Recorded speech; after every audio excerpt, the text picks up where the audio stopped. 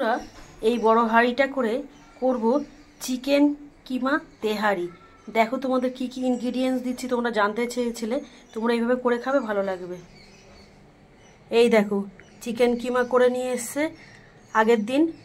দেখো এর মধ্যে ধনে গুঁড়ো, জিরে গুঁড়ো, লঙ্কার গুঁড়ো, একটু গোলমরিচ গুঁড়ো, নুন, হলুদ দিয়ে মাখিয়ে ফ্রিজে রেখেছিলাম। দারুণ সফট হয়ে গেছে। আর কি কি লাগছে তোমাদের ইনগ্রেডিয়েন্টস সব বলে দিচ্ছি, তোমরাও কিন্তু এইভাবে করে খাবে। আমার মুখে একদম ভালো লাগছে না, শরীরের রক্ত কমে গেছে। ডাক্তারখানায় গিয়েছিলাম, বুকে সর্দি বসেছে, ব্লাড পরীক্ষা করতে দিয়েছে, কফ সিরাপ দিয়েছে, সব ওষুধ এনে পারিনি, অ্যান্টিবায়োটিক দিয়েছে, সব খেতে হবে। কমছে না, প্রচণ্ড কাশি, সর্দি, গরম জল করে খাচ্ছি বন্ধুরা। তাও সংসারে কাজ করতে হবে, একা ঘরে একা সংসারে কি করব, করতে হবে। দেখো কি কি আছে এখানে। পেঁয়াজ এইভাবে কেটে নিয়েছি, লঙ্কা কুচি আছে, শাহি গরম মশলা আছে, টমেটো সস আছে, এখানে আদা, কাঁচা লঙ্কা, রসুন আদা কাঁচাভাবে বেটে নিয়েছি, এখানে ডিম আছে, এখানে তোমার মিঠা আতর আছে, টমেটো কুচি আছে, ঘি আছে, এইখানে আছে সয়া সস, মানে গোলাপ জল, কেওড়া জল আর সাদা তেল। আর এই দেখো লেবুটা পুরো লাগবে, কেন স্পাইসি খেতে হয়। যত রকম মশলা দেওয়া যাবে এর মধ্যে, সস দেওয়া যাবে।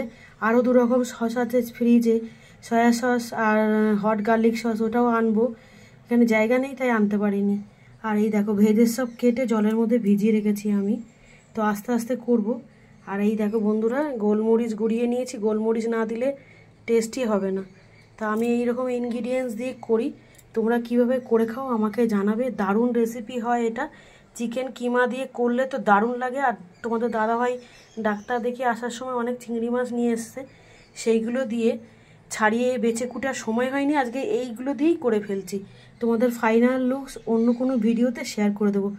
প্লিজ তোমরা একটু আমার পাশে থেকো, ঠিক আছে? সহযোগিতা না করলে কেউ এগোতে পারে না বন্ধুরা। গলা শুনে বুঝতে পারছো কতটা কষ্ট হচ্ছে আমার, কিন্তু কি করবো, রান্না করতে হবে। আমার কিচ্ছু ভালো লাগছে না মুখে।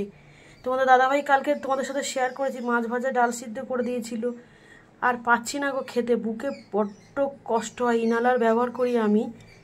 তো ঠিক আছে বন্ধুরা, ভিডিওটা রাখছি, দেখা হবে অন্য কোনো ভিডিওতে অন্য কোনো রেসিপি নিয়ে। প্লিজ তোমরা একটু ভিডিওটা দেখো।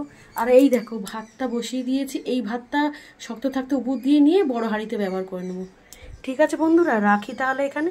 সবাই ভালো থেকো, সুস্থ থেকো, আর আমার পাশে থেকো। আর আমার রেসিপিগুলো ভালো লাগলে একটু সাবস্ক্রাইব করে আমার পাশে থাকবে। টাটা।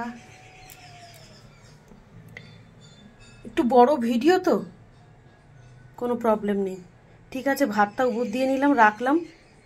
আর এখনও তোমাদের সাথে অনেক কিছু শেয়ার করতে পারি না। এখানে নিতে হবে গোটা গরম মশলা, তেজপাতা, তারপরে সাজিরে, ঠিক আছে? এগুলো সব নিয়ে নিতে হবে। দারুণ হয় খেতে, তোমাদেরকে তো আমি বলেছি যত রকম ইনগ্রিডিয়েন্টস দিতে পারবে ততটাই টেস্টি হবে এটা খেতে। রাখছি ভিডিওটা, পাশে থেকো।